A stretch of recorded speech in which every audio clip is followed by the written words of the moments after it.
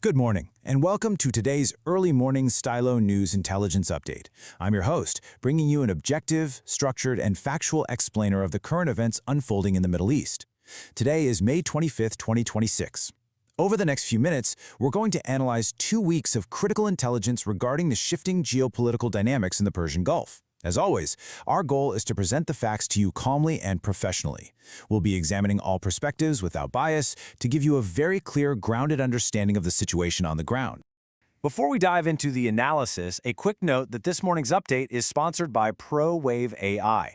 They are the developers behind Stylo Intel Ops, which is the AI-powered open-source intelligence program we use, as well as the Stylo News platform, the commercial version you can access right now on the web and through their mobile apps. Here is a quick look at our agenda for today. We'll be covering threat patterns in infrastructure, local to global impacts, key decision makers, source and sentiment analysis, and finally, our future outlook. Let's jump right into Section 1, Threat Patterns in Infrastructure, specifically looking at the theater of operations. The focal point of this theater really remains the Strait of Hormuz. Now, recent intelligence estimates indicate that despite previous attrition and military engagements in the area, Iran retains a highly meaningful conventional and asymmetric strike capacity. To put that into perspective, reports show that Iran has regained or retained access to 30 of their 33 missile sites and roughly 90% of its underground facilities right along this critical maritime choke point. This infrastructure essentially allows for rapid, short-warning deployments of ballistic missiles, cruise missiles, and one-way attack drones. We are also tracking a rather novel asymmetric shift in tactics.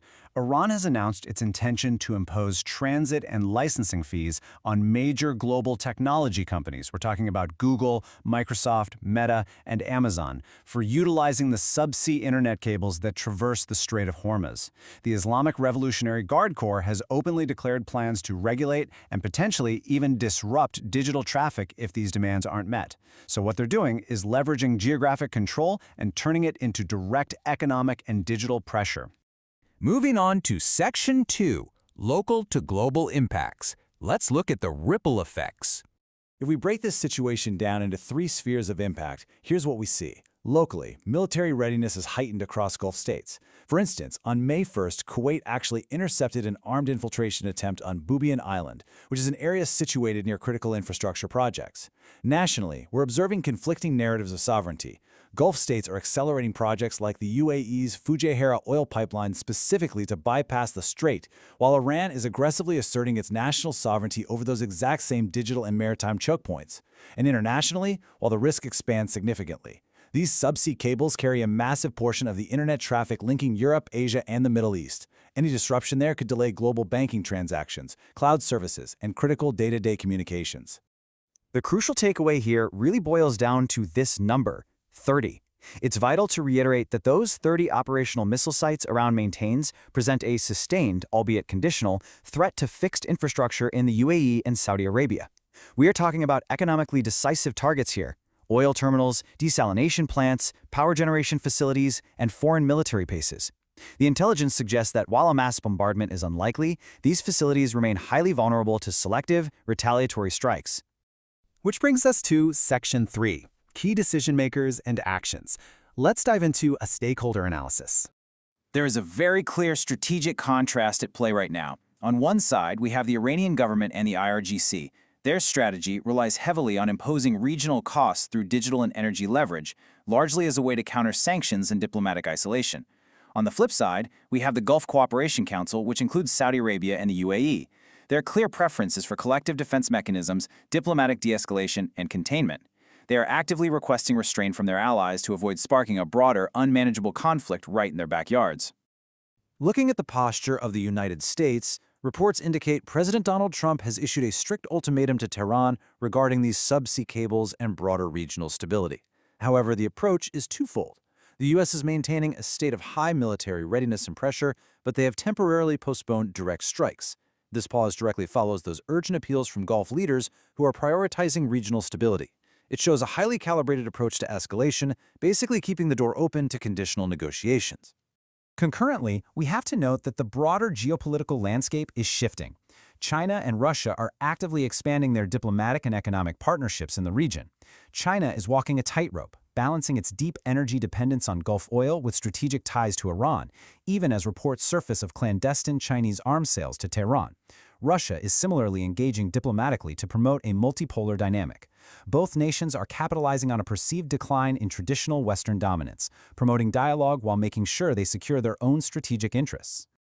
Let's turn to Section 4, Source and Sentiment Analysis, to understand the current information environment. When we analyze sentiment across social media platforms, it reveals a heavily hawkish majority. This group is calling for strict measures to curb the IRGC, heavily criticizing the regime, and expressing a lot of fear regarding potential environmental damage. But this is contrasted by a smaller, yet very significant, pragmatic minority. This group is expressing skepticism of Western narratives and urging for Gulf-mediated diplomatic stability. For them, the priority is avoiding a full-scale war at all costs. Digging a little deeper into those dominant online narratives, we see three main themes bubbling up. First, there's deep legal and geopolitical skepticism regarding Iran's right to unilaterally control and toll international subsea cables. Second, there's a widespread fear of massive environmental and infrastructure damage if kinetic conflict were to target oil facilities. And third, there is notable criticism from various independent sources regarding Western media framing. We're seeing users looking more and more to alternative channels to understand the realities of the ground-level diplomacy taking place between these Gulf states. Finally, Section 5, Future Outlook and Podcast Watchpoints.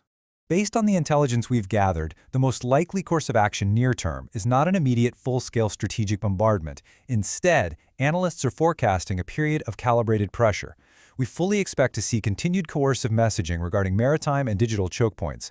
This will potentially be coupled with limited, non-attributable drone or missile demonstrations. The intention behind these actions is to deter U.S. and GCC operations while keeping the conflict just below the threshold of an all-out war, which crucially allows diplomatic backchannels to remain active. We want to leave you this morning with a pivotal question to consider. The physical threats to oil and land in this region remain, but the targeting of the subsea cables that power our modern global economy is a profound development.